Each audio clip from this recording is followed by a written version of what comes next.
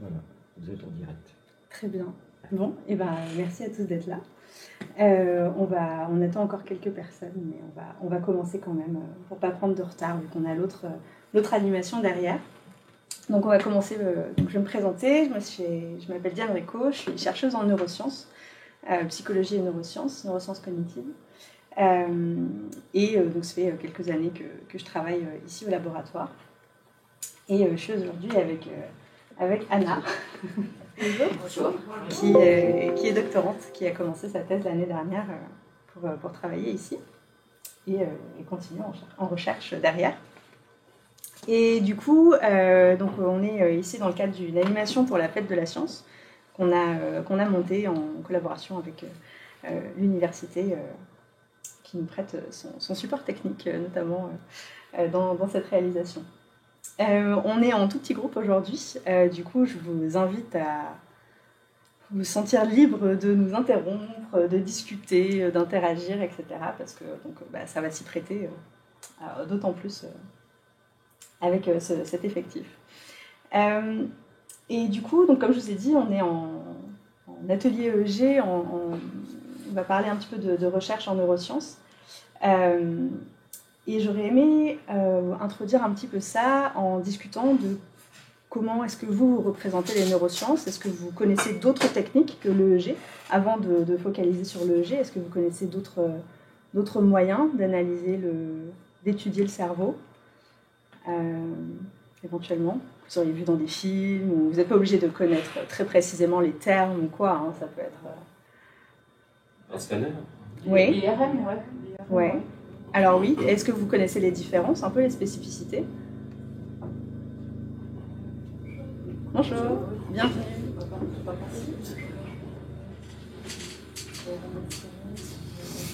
En fait, du coup, l'IRM, on va être sur une mesure qui va être plutôt un peu retardée par rapport à l'activité réelle, parce qu'en fait, on va s'intéresser à un peu comme la dépense énergétique. C'est-à-dire que ce qu'on va pouvoir voir, c'est où est-ce que les ressources ont été consommées. En fait, ça s'intéresse à la différence d'oxygénation du sang dans le cerveau. Donc en fait, quand il y a une partie qui est très active parce qu'on lui demande de faire une tâche, du coup ça consomme plus d'oxygène et du coup en fait c'est ça que l'IRM va détecter. Donc on est sur quelque chose un petit peu à rebours, à retardement, qui est très précis parce que ça nous permet d'aller très profondément dans les structures. On arrive à une analyse assez fine d'où est-ce que ça vient, l'activité. Par contre, quand est-ce que ça vient précisément, on est moins précis. Scanner, on va être plus sur du rayonnement, donc, comme on peut avoir pour d'autres types de tissus du corps. Et alors l'EEG, est-ce que vous savez un petit peu donc déjà les lettres EEG? Encéphalogramme. Électroencéphalogramme. Donc on a électrique dedans. Encéphalogramme pour la tête. Donc on est comme sur l'électrocardiogramme, qui va être la mesure de l'activité cardiaque, mesure électrique cardiaque. Là, on est effectivement sur une mesure électrique, donc en fait, ça va être au niveau des neurones qui déchargent. Quand ils sont activés, ils font une pulsion électrique, en plus de l'activité chimique qu'il peut y avoir, et c'est ça qu'on va pouvoir détecter. Et du coup, on est sur une mesure qui est instantanée, mais par contre qui va être de surface. Donc on a l'IRM qui est un peu plus lente en mesure, mais très précise dans l'espace, et à l'inverse, on va avoir l'EEG qui va être plus... on capte juste ce qui arrive à la surface de la peau, mais en temps réel. On est vraiment sur de la milliseconde, donc c'est extrêmement rapide. Voilà. Est-ce que vous savez à peu près quand est-ce que ça a commencé, ces techniques-là? Vous avez une idée? Est-ce que c'est très ancien? Est-ce que... Plutôt récent? Alors plutôt récent, c'est-à-dire? Il y a un moment, ça existe. 1980, vous dites? 80-90? Oh non. 80-90, ça va être les débuts de l'IRM, ouais. IRM, c'est fin des années 70. L'EEG, c'est plus vieux que ça. L'EEG, c'est plus vieux que ça. En fait, alors il y a différents... la mesure de l'activité électrique du neurone, on est sur quelque chose d'assez ancien, d'il y a un siècle. Après, la mesure donc, un peu plus d'un siècle maintenant, à fin du 19e, et la mesure d'un EEG, donc vraiment comme on peut se l'imaginer aujourd'hui, avec tout le scalp qui est enregistré en même temps, ça c'est plutôt dans les années 30. Donc c'est relativement ancien, ça fait une petite centaine d'années voilà, qu'on a ce type de mesure au niveau de l'EG, et l'IRM du coup c'est beaucoup plus récent, on est à peine sur 50 ans. Et du coup, tout ça, ça nous apprend que en fait, la technique est vachement en retard par rapport à toutes les questions qu'on peut se poser sur l'esprit humain, comment notre cerveau fonctionne, etc., qui sont des questions que l'humanité se pose depuis toujours. On retrouve dans les anciens textes, l'Antiquité, etc., toujours ces débats de où se situe l'esprit, comment ça marche, etc. Et ça, c'est des techniques qui nous le révèlent un peu plus aujourd'hui, mais de manière beaucoup plus récente. Et on est encore au début de ces techniques-là aussi, quoi. On a sans arrêt des nouvelles connaissances, nouveaux moyens d'étudier ça, nouveaux moyens de traiter les données, parce qu'on arrive à récupérer énormément de données, mais des fois on ne sait juste pas quoi en faire en fait. On ne sait pas ce que ça veut dire, on ne comprend pas, etc. Donc voilà, tout ça c'est encore en grande question.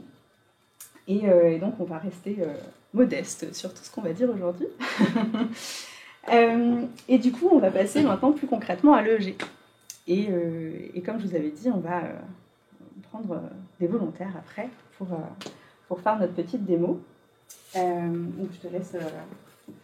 on va vous faire circuler les bonnets pour vous montrer un petit peu le matériel qu'on utilise. Ça veut dire que pour comprendre un cerveau, ça veut dire que les 3 examens dont on a parlé, Ouais. c'est des choses complémentaires. Ça veut dire que si vraiment on voulait avoir une vision globale, il faudrait qu'on ait les résultats IRM, scanner, EEG. C'est ça, en fait, c'est effectivement des techniques qui ne mesurent pas la même chose, Voilà. pas avec les mêmes avantages et les mêmes désavantages. On ne va pas parler d'inconvénients vraiment, mais enfin, elles ont chacune leur spécificité, en effet. Et du coup, le EEG, alors ça peut être utilisé dans un cadre médical, dans le cadre de certains diagnostics, par exemple l'épilepsie, dans l'analyse du sommeil, c'est pas mal utilisé aussi. Et nous, du coup, en recherche, on l'utilise, on va voir ça tout de suite. Mais du coup ouais, c'est assez pratique de notre point de vue parce que c'est pas du tout invasif, c'est assez facile à faire. Et c'est immédiat en termes de réponse, on est vraiment sur de l'instantané. Même l'IRM, c'est pas invasif? L'IRM, c'est un petit peu plus lourd, on ne peut pas en faire tant que ça. Je ne suis pas après spécialiste de l'IRM, je ne vais pas m'avancer plus que ça, mais en tout cas c'est plus coûteux aussi en termes financiers. C'est des énormes machines qui coûtent très cher à entretenir et à faire tourner. C'est pas les mêmes coûts de recherche. Et alors du coup, dans les petits bonnets, vous voyez, on peut en montrer de plus près. Vous voyez toute une série de petits capteurs qui recouvrent le scalp. Alors oui, voilà, j'ai pris un modèle. C'est pas un modèle adulte celui-là. Et puis on n'a pas le même nombre. Là, on a 2 fois plus de capteurs que celui que vous avez. Mais du coup, à l'intérieur, vous avez ce qui ressemble à des ventouses. Donc, ça s'appelle des cupules en réalité, parce que ça ne sert pas à ventouse. Des cupules. Oui, c'est un mot très délicat. Ça ne sert pas à faire vraiment ventouse, quoi. C'est juste pour délimiter une zone, en fait. Et à l'intérieur, vous voyez des petits points métalliques. Et en fait, c'est ça nos capteurs. Et alors, je ne sais pas si vous imaginiez que ce soit aussi petit que ça. Mais du coup, voilà, c'est un tout petit capteur qui est au fond de la cupule, donc qui n'est pas directement au contact de la peau. Et donc, on va venir ajouter du gel après avoir posé le bonnet, pour faire contact justement et isoler la zone. Et c'est pour ça qu'on en a tout autour de la tête, pour pouvoir avoir en fait une mesure un peu partout autour de la tête, sans que ces régions se touchent. On veut avoir en fait plein de petites sources d'enregistrement. Voilà. Est-ce qu'il y a des interférences avec la présence de cheveux? Je comprends sur des bébés, pas beaucoup de cheveux. Mais... Ça dépend des âges. Ouais, effectivement, on a généralement moins de soucis de cheveux avec les bébés. Avec les adultes, effectivement, il faut Anna vous expliquera tout à l'heure, on écarte bien pour... L'idée, c'est d'être au contact de la peau avec le gel. Donc ça va. Oui, en Ça peut Pas- faire. Non, pas de pas, maladie écrasée. pas besoin, pas besoin. On n'est pas sur une opération. Je disais, c'est non invasif quand même. Hein,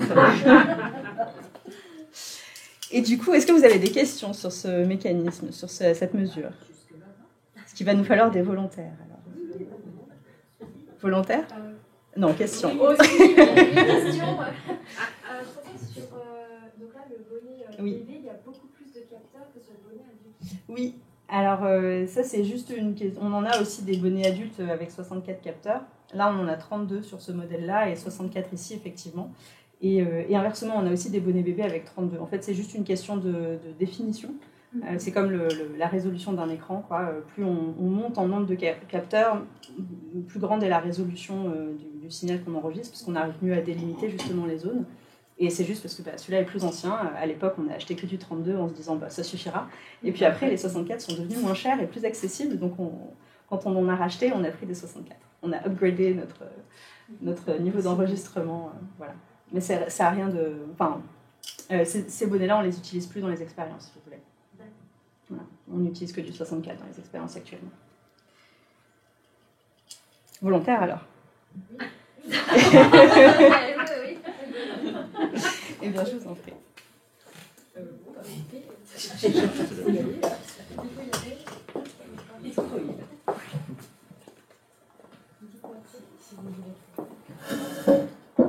Asseyez-vous. Oui, juste en face de l'écran. Maintenant, je veux installer le bonnet.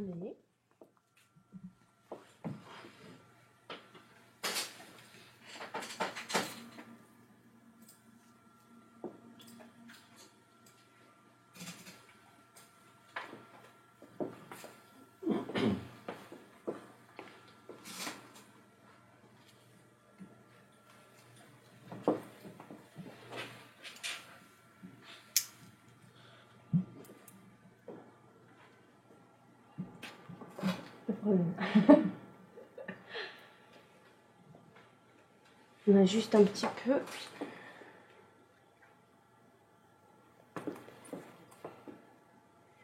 Et du coup, je prends une seringue avec le gel hypoallergénique et ce petit bout en métal juste pour aller dans le trou. Je ne veux pas faire des piqûres. Et maintenant, je vais remplir des électrodes. Normalement, on remplit toutes les électrodes, 32 dans ce cas. Mais moi, je veux faire globalement 6. Et je vais commencer par électrode plus important qui nous aide à mesurer les autres électrodes. Parce que sinon, si je ne vais pas remplir celle-ci, ce qu'on appelle ground, on ne va pas avoir l'activité pour toutes les autres électrodes. Et du coup, je commence par le front.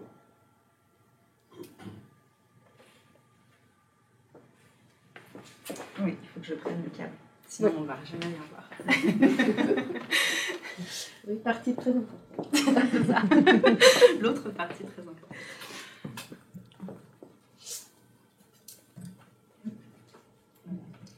Et vous voyez que le point rouge est devenu bleu.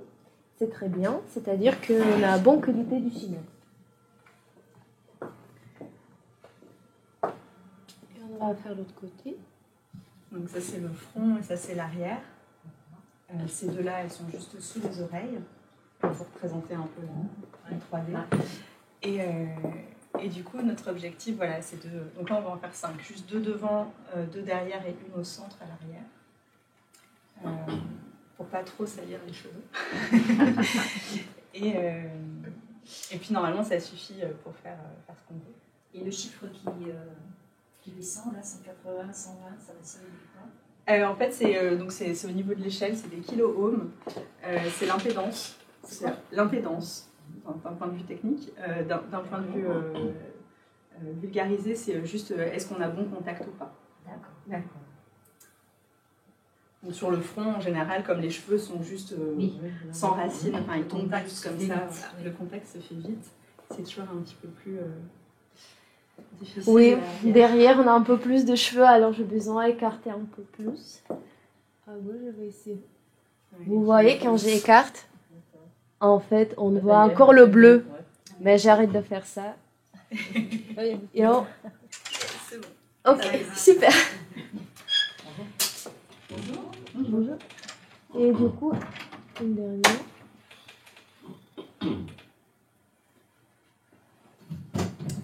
Parfait.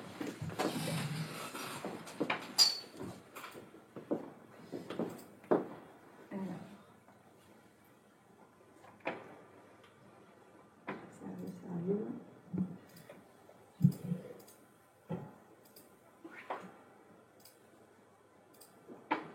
Mhm.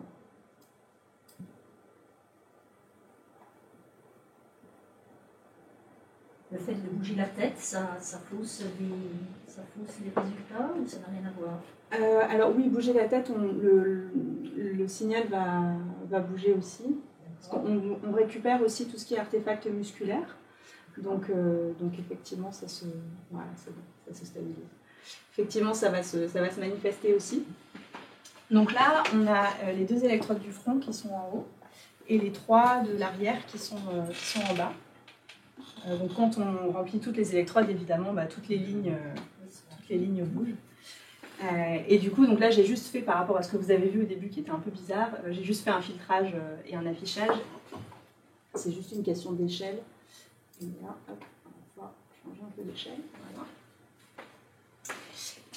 Et du coup, on va faire quelques petites tentatives de signal en temps réel.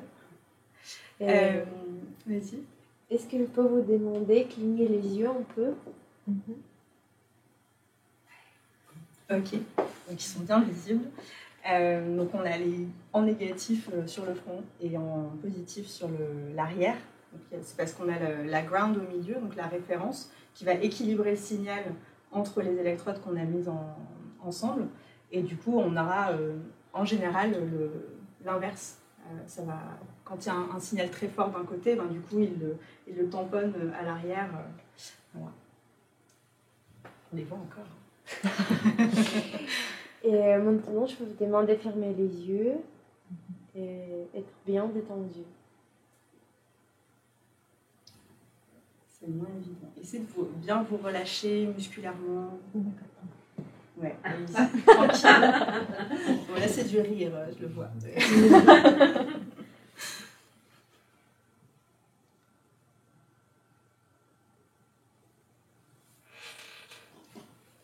Bon, ce qu'on essaye de faire, de montrer, mais qui ne marche pas sur toutes les personnes et qui ne sont pas toujours captées par ces électrodes-là, c'est des signaux alpha. Donc, c'est des signaux qui sont en petites vaguelettes, assez bien délimitées en général. Enfin, ça fait vraiment. Elles sont assez caractéristiques. Et en fait, c'est même ces vagues-là, ces ondes-là que Hans Berger, en 1930, a identifiées dans son premier jet qu'il avait enregistré. Ce que je vous disais tout à l'heure, c'était justement ce type de vaguelette qui avait été détecté. Ok. Je pense que vous pouvez ouvrir les yeux. Oui. Et maintenant, je vais vous donner quelques consignes pour notre expérience. On va vous présenter 2 séquences visuelles. Chaque séquence dure 30 secondes. Et c'est les images qui vont apparaître très très rapidement. Et du coup, il faut juste rester bien centré devant l'écran et regarder les images. Normalement, c'est Ok.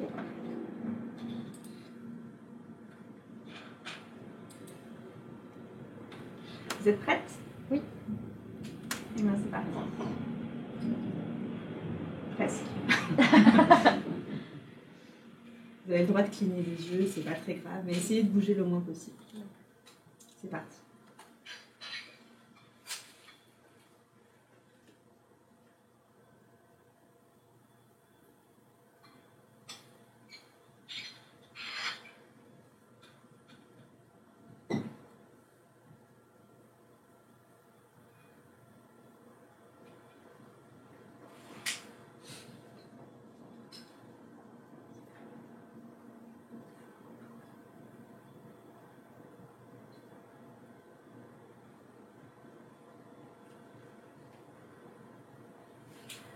On discutera un petit peu après de ce que vous avez vu, dans quoi consiste l'expérience, etc. Pour l'instant, on va juste faire le deuxième. Quoi consiste l'expérience, etc. Pour l'instant, on va juste faire le deuxième. Quoi consiste l'expérience, etc. Pour l'instant, on va...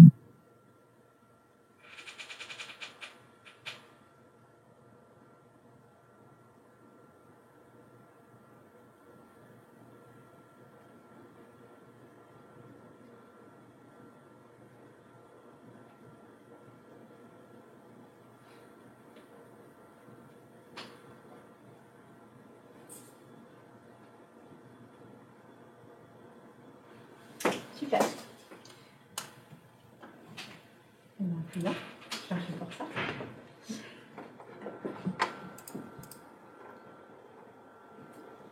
Est-ce que vous avez déjà des idées pourquoi on a présenté les images comme ça? Qu'est-ce que vous avez vu? Une image rapide, mais qu'on n'a pas le temps vraiment d'analyser. De retenir surtout. Ouais. Il y a des Oui. séquences avec, il y a une alternance avec des aliments et d'autres des objets. matériaux, Ouais. d'autres matériaux en fait. Oui, c'est déjà un peu plus près. C'est vrai que c'est important quelle catégorie des images on présente, mais on ne va pas dire tout maintenant. Parce que j'espère qu'on va avoir deuxième volontaire qui veut participer aussi. Et après, on va tout expliquer. On a un deuxième volontaire. Oui, moi je veux bien.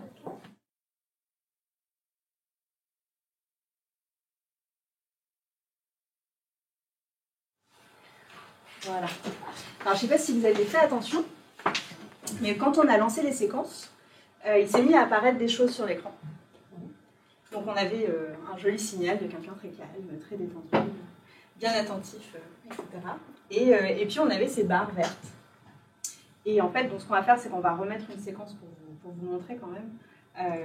Et en fait, chacune de ces barres correspondait à quelque chose qui apparaissait à l'écran.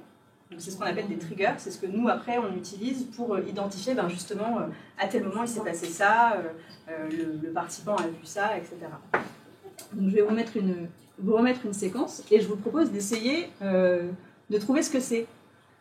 À quoi correspondent les barres vertes? Est-ce qu'il y a un truc qui revient? Est-ce que vous arrivez à voir ce que c'est? Les couleurs.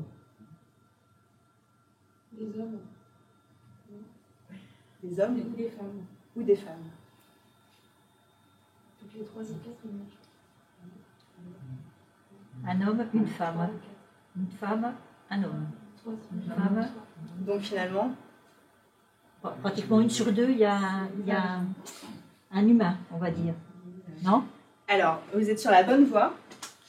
Ça nous permet de parler d'autres choses aussi. Donc effectivement, à chaque fois qu'il y a un trait, c'est un visage, homme ou femme. Toutes les autres images, c'est complètement aléatoire, mais la présence de visage est complètement fixe. Vous dites? Oui, c'est régulier. Oui, c'est régulier. Et en fait, c'est exactement une fois par seconde. Ah oui. Je te mange un peu ce qu'on avait fait, mais je crois qu'on est en impro total, là, c'est pas grave. Et en fait, alors vous aviez l'impression que c'était 2-3 images, quand vous avez dit des choses un peu dans ce genre-là. En fait, c'est toutes les 6 images. En fait, ça capte tellement l'attention que l'image qui est juste derrière, on l'aperçoit pas. Et du coup, on a l'impression effectivement que c'est assez proche. Mais en fait, non, il y a quand même 5 images entre à chaque fois. Oui. Et voilà, et donc en fait, dans nos expériences, principalement, on s'intéresse à la catégorisation des visages. Et donc, on présente ce type de séquence pour étudier ça, justement. Ce qui nous permet, donc, comme vous avez vu, les images sont extrêmement variées. Je ne sais pas si vous attendiez à ça. Oui. Mais du coup, voilà, on essaie d'extraire une réponse visage, une réponse du cerveau qui serait commune à tous ces visages-là, malgré toutes les différences de ces visages-là. Voilà. Et quand vous dites ça, ça veut dire que ça déclenche quelque chose d'émotionnel parce que c'est un homme ou une femme ou... Pas du tout. Non, c'est pas du tout émotionnel. On est vraiment sur une détection visuelle, en fait. Uniquement visuel. Ouais. Mais ça, je vais quand même laisser Anna prendre la suite. Oui, bien sûr. Je vais vous libérer Oui, je veux bien. Du coup, pourquoi c'est représenté par des traits? Est-ce que c'est une langue particulière ou... Non, en fait, ça, c'est juste c'est le fait que nos deux ordinateurs communiquent Pareil entre pour eux. le gène, si vous voulez. C'est pour que vous repériez qu'à tel endroit, quelle est la réponse de la personne par rapport au moment où normalement il doit avoir l'image. C'est ça. En fait, c'est juste un marqueur. Il ne s'ajoute pas au signal. C'est juste dans le signal, on sait qu'à tel timing, il y a telle information en plus. C'est comme si vous vouliez, on avait une autre électrode qui prenait une information supplémentaire. C'est pas surajouté. Là, c'est juste pour visualiser et que nous, quand on lance l'expérience, on balaye rapidement et on voit que oui, c'est bon, les triggers sont là. Parce que quand ils sont pas là, ben, C'est pas interpréter les non, c'est ça, on ne peut pas interpréter grand-chose. Du coup, on va changer d'ordinateur. Moi, je vais passer sur l'analyse des données très rapidement. Je pourrais vous montrer comme on a fait la séance aussi vendredi dernier, où ça a marché pour les deux sujets. Je suis encore désolée. Je pourrais vous montrer aussi les résultats qu'on avait obtenus vendredi pour comparer. Et du coup, je te laisse. Tu me dis quand j'affiche. D'accord. Je pense que tu peux afficher directement parce qu'on a déjà parlé de deux genres de catégories que vous avez vues. C'est les visages et les autres objets. Et du coup, on a deux fréquences différentes pour les visages. C'est 1 Hz parce que chaque visage apparaît un visage par seconde. Et on a 6 Hz pour les autres objets parce qu'on a 6 images différentes par seconde. Et du coup, grâce à ça, on peut avoir deux réponses différentes dans notre cerveau. Et ça correspond avec deux régions différentes aussi, ce qui est important. Du coup, on a réponse générale visuelle pour tous les objets, ce que vous avez vu. Et du coup, on attend la réponse dans la partie occipitale, juste là, derrière, parce que c'est la zone normalement qui s'active quand on voit toute l'information visuelle sans catégoriser, sans identifier quelque chose. Et exactement les visages. Pour les visages, on va avoir réponse sélective au visage. Et ça, c'est une réponse de catégorisation, identification. Et du coup, c'est l'autre partie du cerveau. C'est partie occipitotemporale qui est là. Et maintenant, grâce à notre analyse, j'espère on peut voir activation dans ces deux régions différentes. Mais je peux vous dire toujours qu'on n'a fait que 1 minute d'enregistrement, c'était qu'un seul participant. Et on ne sait pas si on va retrouver exactement ça ou pas. Mais après, quand Diane elle va montrer les résultats pour le groupe, effectivement, on va voir activation différente dans deux régions différentes. Je suis presque prête. Ok. Trop bien.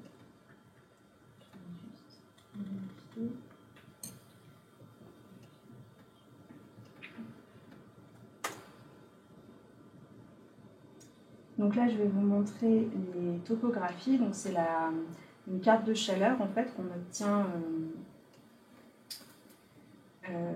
qui représente l'activation cérébrale à la surface du scalp.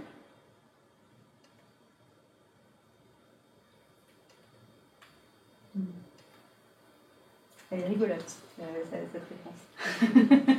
Ça va nous faire discuter un peu. Hop, je vais afficher ça tout de suite. Non, pas comme ça. Alors, d'abord, la réponse pour les objets. Enfin, c'est la réponse pour les objets. C'est la réponse pour toutes les images, disons. Et donc, sur ce participant, on a une réponse de ce type. Alors là, on est sur 3 microvolts, donc c'est quand même assez fort en amplitude. Alors ça reste du millionième de volt, hein. Ça reste, on a des gros amplificateurs ici pour rendre ce signal perceptible. Mais on est sur une réponse qui est quand même bien nette hein, par rapport à ce qu'on peut avoir pour certaines autres réponses cérébrales. On est sur quelque chose d'assez fort. Donc notre réponse pour les images, Anna vous disait juste avant qu'on s'attend à quelque chose de plus central à l'arrière. Chez l'adulte, on arrive sur quelque chose qui est, on regardera tout à l'heure sur les réponses de groupe, quelque chose de central qui tend un petit peu à aller vers la droite. Et donc là, sur ce participant, on a une réponse qui est un peu centrale parce qu'on est quand même sur du 2 microvolts hein, au centre, mais qui est largement dominée par l'hémisphère droit. Donc voilà, qui est en tout cas pas du tout à gauche, qui est entre le milieu et le... Ah oui, il faut que je vous montre un peu, comme ça tourne. Ma souris. Non, c'est pas ma souris. Ici. Voilà. Donc on est à l'arrière hein, de la tête. Donc forcément, avec 5 électrodes, il y a beaucoup de choses qu'on ne voit pas. D'habitude, quand on a plus de capteurs, et ben, vous imaginez que ce point de chaleur-là, il est délimité par tous les autres qui vont justement créer ces limites-là. Le logiciel, il fait un dégradé entre les petits points qu'on a qui sont assez espacés, donc ça fait des énormes tâches. Mais voilà, ce qui compte juste, ça va être l'amplitude qu'on enregistre. Est-ce que ça a à voir avec le fait qu'on ait un directeur droit ou gauche? Je dirais pas nécessairement parce que l'image est quand même centrale. On est quand même sur un stimulus qui est assez central. Et les images sont assez grandes à l'écran. Donc je pense qu'en termes de champ visuel, c'est suffisamment au centre pour pas être dominé. Mais il peut y avoir des tâches où je pense que oui, ça peut être lié. Et donc là, on est sur une réponse visage qui est largement à gauche. Alors qu'on verra, en général, on est plutôt sur des réponses en moyenne à droite, bilatérales, en moyenne à droite. Je vais vous montrer les participants qu'on a eus vendredi. Et vous allez voir, il y a aussi beaucoup de différences individuelles. Hein. Donc là, désolé, encore, on n'a pas pu comparer deux participants aujourd'hui.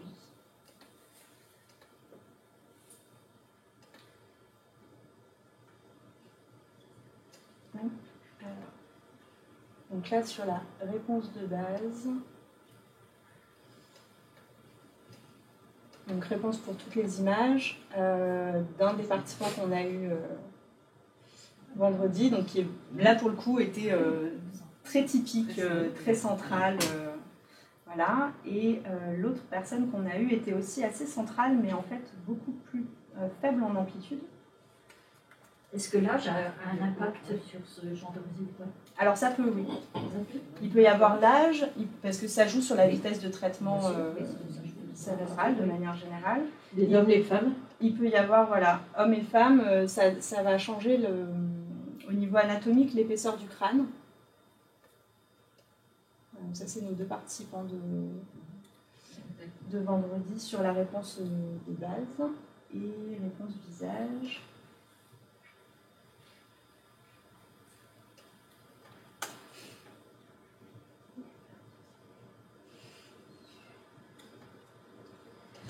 Là, réponse visage, on avait une très forte pour notre premier participant et aussi très typique. C'était vraiment amusant.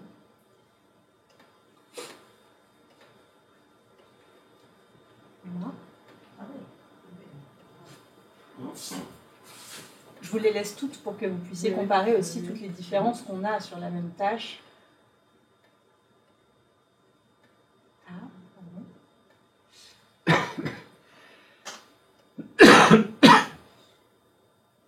Et puis, l'autre participant, par contre, avait une réponse visage, cette fois-ci centrale. C'était intéressant aussi. Qui nous permettait déjà de mentionner qu'il y avait des différences entre les gens. Donc, du coup, voilà nos différentes réponses qu'on avait obtenues. Ce qui est intéressant quand même à noter, c'est que tout ça, c'était sur 1 minute d'enregistrement. Avec juste 2 fois 30 secondes on obtient déjà des réponses qui sont très fortes. Hein. Là, j'ai fait un traitement du signal qui est extrêmement simple. Hein. Je n'ai pas nettoyé les clignements des yeux. D'habitude, en fait, on est sur des expériences qui durent une vingtaine de minutes. Les participants ont entre 20 et 40 séquences, avec plein de paramètres différents. Hein. On ne fait pas exactement les mêmes choses à chaque fois. Mais du coup, on a beaucoup plus de données qu'on peut moyenner ensemble, qui vont diminuer tous les variables aléatoires. Parce que d'habitude, c'est ça qui fait qu'on répète les expériences. Quand vous faites l'expérience, vous faites les choses plusieurs fois pour diminuer toutes les variables aléatoires et permettre de faire ressortir la réponse qu'on recherche. Et là, déjà, c'est une technique qui est suffisamment sensible pour pouvoir, déjà, en juste 1 minute d'enregistrement, donner des résultats qui sont sur des très bonnes amplitudes. Et alors du coup, donc, je vais juste fermer tout ça. Et puis on sait que c'est dû à quoi? C'est des différences comme ça entre... Oui, c'est ce que j'avais demandé. Alors, Ça, c'est un constat. Mais oui, c'est un constat. Et après, qu'est-ce qui fait que... Et il y a plein de choses. Vous savez, le cerveau, il a ce qu'on appelle les circonvolutions. C'est tous les petits plis du cerveau. Et comme je vous ai dit, le EEG, c'est une mesure de surface. Donc il peut y avoir, en fait, là, on n'a que 5 capteurs aussi. Hein. Donc il suffit qu'il y ait une petite circonvolution qui provienne de la même source, en fait, au niveau anatomique, mais qui, du coup, oriente le signal dans un autre sens. Et bah, là, avec nos 2 capteurs qui sont espacés de 3 cm, on la prend soit plus sur l'un, soit plus sur l'autre. Donc là, sur juste 5 capteurs, je pense qu'une petite différence peut faire une grosse différence. Après, du coup, voilà, là, par exemple, c'est les données qu'on enregistre sur un groupe. Donc là, on a 27 individus adultes, moyennés. Pour la réponse visage, on est en moyenne à 4 microvolts. Et comme je vous disais, ou comme Anna vous expliquait tout à l'heure, on est sur une réponse qui est bilatérale des 2 côtés, avec majoritairement une dominance à droite. Et puis quand on va sur la réponse à toutes les images, on est sur une réponse qui est plus centrale, entre guillemets, puisqu'on est vraiment à l'arrière, quoi. On s'arrête avant les oreilles. Mais chez l'adulte, on part sur une dominance à droite. Parce qu'il y a quand même, dans le fait de détecter que chaque image est différente, le fait que, quelque part, on comprend qu'est-ce que c'est cette image, donc on arrive à l'identifier. Donc ça part un petit peu quand même sur les régions qui servent à l'identification. Voilà. Et on va conclure assez rapidement, parce qu'on est un peu en retard avec ça, sur la question de pourquoi vous êtes ici, dans ce laboratoire-là, en particulier dans cette pièce. Vous pouvez regarder le déco un petit peu, des piluches, des livres. Ça vous dit quelque chose? Vous faites les mêmes expériences sur des enfants. Là, c'est pour les enfants, oui. Et maintenant, je vais vous montrer les bonnets de 3 tailles différentes. Vous pouvez voir, on a toutes les tailles. Dans ce salle, on accueille les familles avec les enfants entre 3 et 15 mois. Et effectivement, on utilise tous ces bonnets pour l'âge différent. Est-ce que vous avez des idées? Quels bonnets servent pour quel âge? Vous n'avez pas vu encore tous les bonnets? C'est le plus petit, ça. Oui, celui-là. Oui, c'est vrai, c'est vrai. Après celui-là, c'est plus grand. Après, c'est celui-là. En fait, Il est petit, celui-là. Non, mais celui-là, c'est Non, c'est le rose. C'est le rose. C'est le rose. Ah ben voilà, vous avez la taille. 47,51. du coup, après... Oui, après c'est rouge, après c'est le bleu. Et pour les enfants, le plus grand, c'est jaune et bleu. Mais du coup, le bonnet rouge, c'est à peu près entre 3 et 5 mois. Après, c'est bonnet bleu entre 6 mois et 11 mois. Et on va dire 12 mois et plus, c'est bonnet jaune et bleu.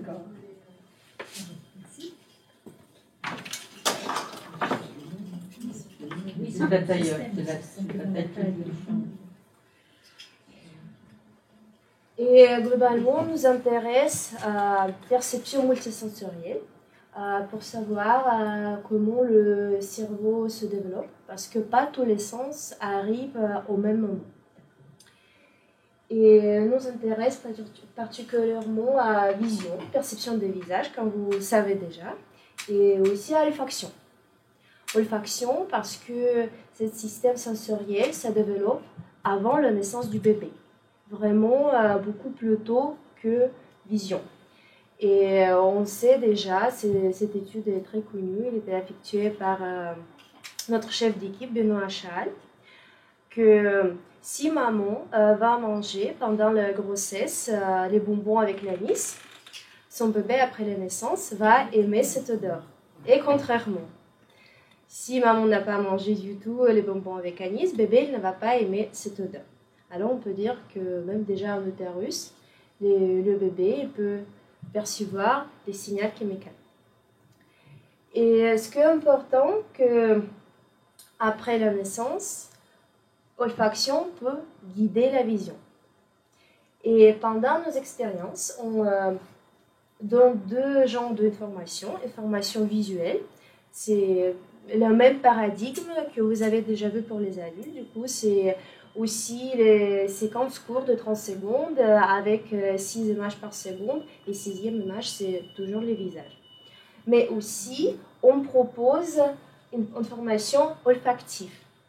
Et est-ce que vous pensez quelle odeur on peut proposer au bébé? Le lait maternel. Le lait maternel. Oui, exactement, c'est l'odeur maternelle. Et ici, vous pouvez voir le t-shirt, ce qu'on utilise pour nos expériences. Les t-shirts comme ça, on envoie aux mamans. Et avant de venir ici, 3 ans et demi, ils portent le t-shirt avec toutes les consignes importantes. Et pendant l'expérience, on utilise 2 t-shirts. On utilise aussi le t-shirt contrôle, sans odeur du tout, pour comparer avec les résultats avec le t-shirt et odeur maternelle. Et maintenant, je vais vous montrer les résultats, ce qu'on a obtenu pour les bébés de 4 mois. Alors, à 4 mois, la vision pas encore bien développée. Et sur le diapo, vous pouvez voir 2 genres de t-shirts. Exactement, t-shirt bleu représente contrôle et t-shirt rose représente odeur maternelle. Et vous pouvez voir que l'activité cérébrale est beaucoup plus forte si on va ajouter l'odeur maternelle. Alors, on a effet l'odeur qui est si fort. Et ce qui est important, que cette augmentation de réponse, on ne voit que pour les visages, pas pour les autres objets. Ça, c'est très important aussi parce que le visage, c'est le signal social et très important pour les bébés. Et si on va remplacer les visages par l'autre catégorie, qu'est-ce que vous pensez? Est-ce qu'on va retrouver encore l'effet d'odeur aussi? Non.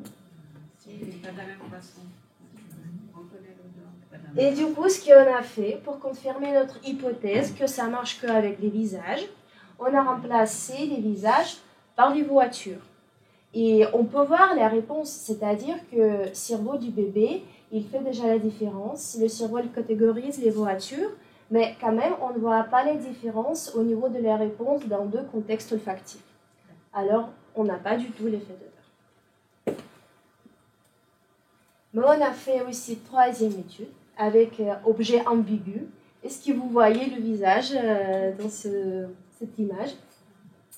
Et ici, ce qui est important, que l'odeur maternelle aide à interpréter cet objet ambigu comme un visage. Au niveau d'amplitude, le chiffre est un peu plus bas si vous allez comparer avec les visages par exemple, mais quand même, on voit bien l'effet d'odeur aussi. Voilà, c'est tout pour nous. Donc n'hésitez pas si vous avez des questions, des remarques. On a encore quelques minutes, hein, c'est juste sur notre... Ouais, on va récupérer ça. Merci.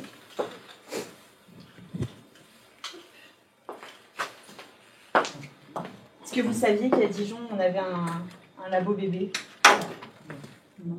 Ben, n'hésitez pas à en parler autour de vous. On est sans arrêt à la recherche, toujours preneur de nouveaux petits participants. Et puis, on a aussi des études non EEG, juste en comportement, avec les dispositifs qu'on a là, ou c'est aussi sur de la perception visuelle, avec l'influence des odeurs. Mais voilà, on fait aussi ça depuis pas mal d'années avec les bonnets EEG. Et comme je vous disais tout à l'heure, j'insistais un peu sur la technique qui permet en quelques minutes d'avoir des réponses. Ben, c'est pour ça qu'on l'utilise en particulier chez le bébé, parce que du coup, on peut faire des expériences assez courtes et déjà avoir des super données, quoi. Même s'il bouge un peu plus que les adultes qui se complaisent aux consignes. Voilà. Bah, j'espère que ça vous a plu, malgré le délai bug. Bravo. Okay. Merci. Et merci beaucoup de votre participation. C'était très jovial.